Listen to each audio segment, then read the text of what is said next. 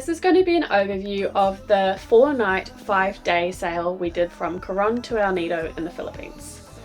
We chose to do this with Tao Philippines, and this was hands down our most enjoyable experience. Because of that, a few of the videos you are going to see are vertical iPhone videos, just so you can get an idea of the whole experience. Now, we paid 1,200 Australian dollars each, which includes everything that you will see in this video. The food, the accommodation, and all the activities. Alright, let's get into it.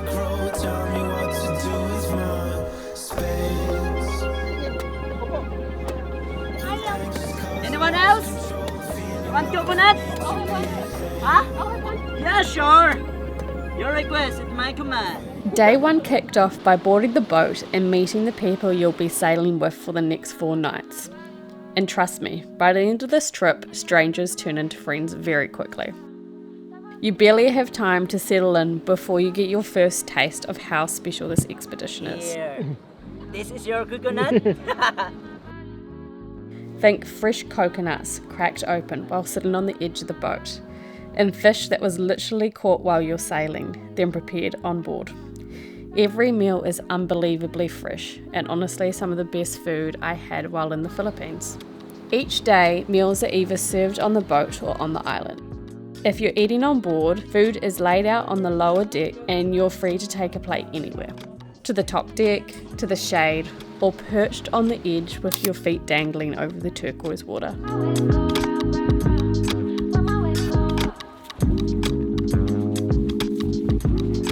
Not long after setting off, we reach our first swim stop, a shipwreck.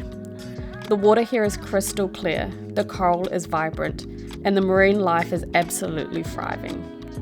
Once anchored, the Tao crew guides you to where it's safe to swim.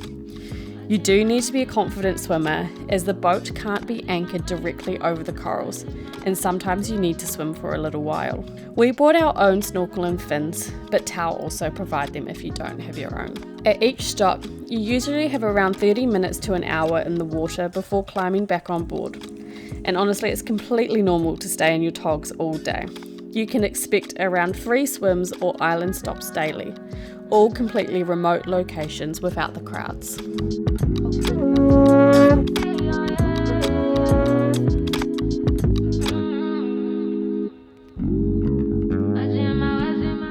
By late afternoon, we arrive at our first base camp.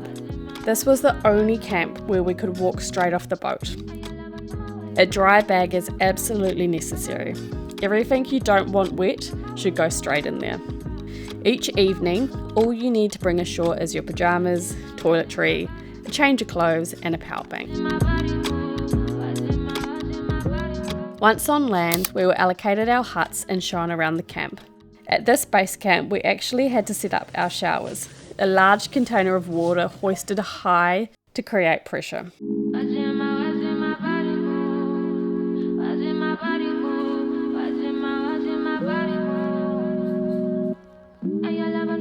Later we got our first glimpse into how Tao operates sustainably while we visited the local village that was located on the same island as our camp. The village was alive with locals preparing food along the shorelines, kids playing games, and groups spending hours on the basketball court. Tao works closely with these communities, employing locals and giving back directly to the islands we travelled through. We walked back to the camp as the sun set, where the bartender was ready with jungle juice. Pineapple juice. This one is mixed the rum, jungle juice.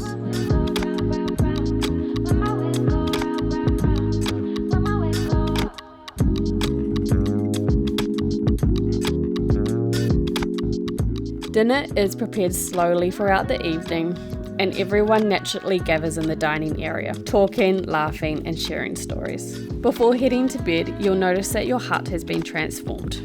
Mosquito nets are set up, and your bed is neatly made. We later learnt that many of the Tao crew are locals from the islands, which is all part of their commitment to sustainability and community support. And just like that, day 1 was done.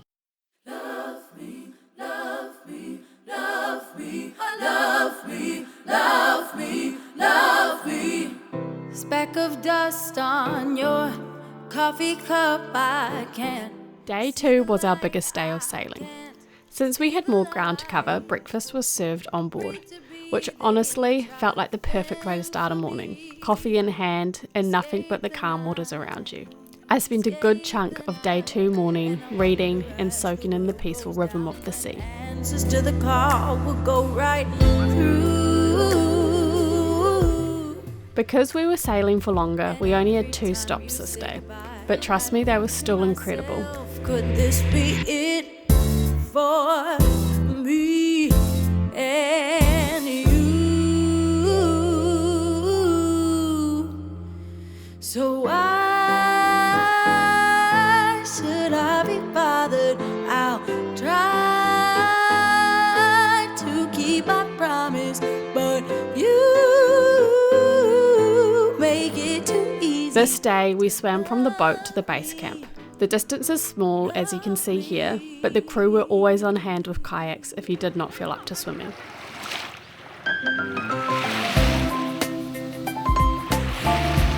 As the evening rolled in, we were treated to one of the most stunning sunsets, and we spent this soaking in the views straight from the water.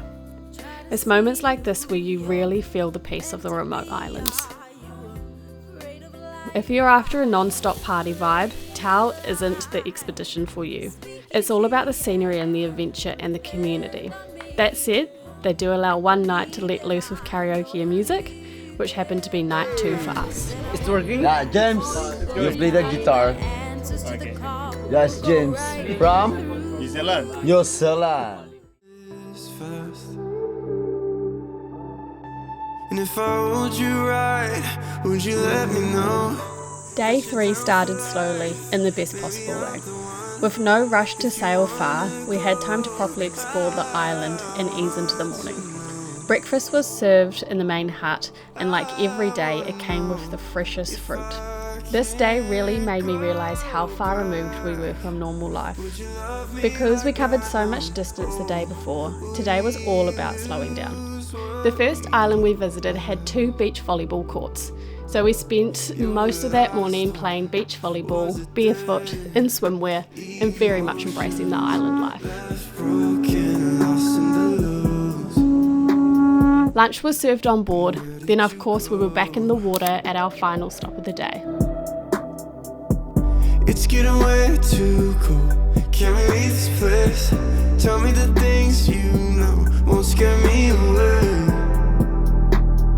Baby, I love you through anything. I wanna know. Tonight's huts were absolutely my favourite from the entire trip. Palm trees framing the beaches, golden sands, and turtles swimming just off the shore.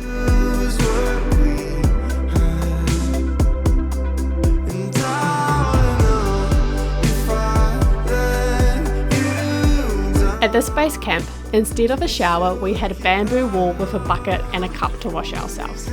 It somehow made the experience feel even more special, really grounding you into just how remote and untouched this place is. By day 3, you're truly in the rhythm of the Tao life, salty, sun-kissed, and completely disconnected from the outside world. This night we had a delicious ramen, and it's hard to believe that this amazing food is prepared in bamboo huts.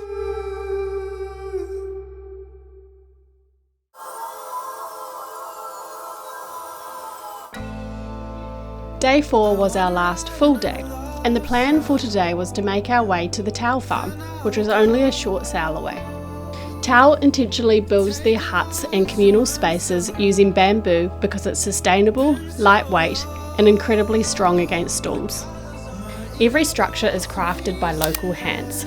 Tao has more than 30 trained bamboo builders who shape and maintain the camps, passing down this skill and creating long-term livelihoods. It's Tao's way of living in harmony with nature, proving that beauty and resilience can exist side by side. Day 4 also came with my favourite breakfast of the entire trip, porridge served inside a coconut topped with fresh fruit, which honestly feels like the most perfect island breakfast imaginable.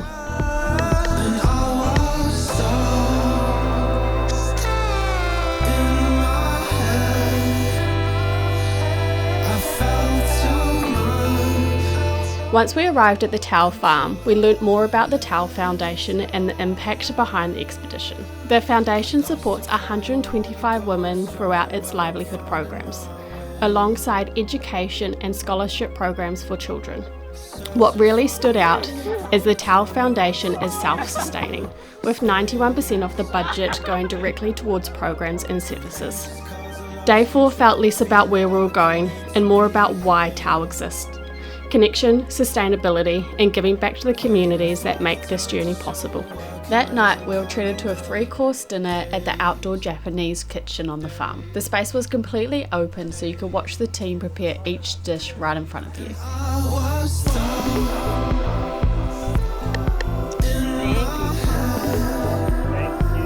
After dinner, we went to the island bar. We drank, played pool, and watched some fire dancing before bed. On our final morning, we shared breakfast together one last time before packing up all our gear. There was a short 10-minute walk along the beach before hopping on the bus. This footage is actually from the roof where James chose to sit. There's definitely plenty of seats inside. And just like that, Tao was over. We said our final goodbyes, and we quickly realised this would be an experience that stays with you long after you leave. So why should I be bothered